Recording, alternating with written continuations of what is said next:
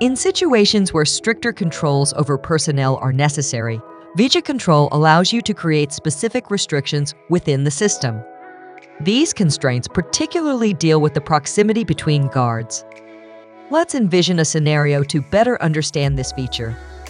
Meet John and Ned, both dedicated guards working at the same target.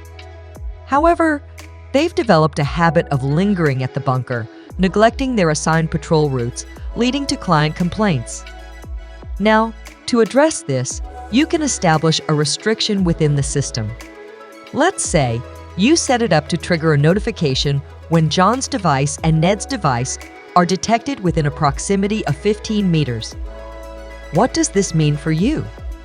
Once this restriction is breached, the system promptly sends you a notification. This puts you, as the operator or supervisor, in the driver's seat, ready to take appropriate action. Restrictions are not limited to pairs of guards. Feel free to add as many guards as needed.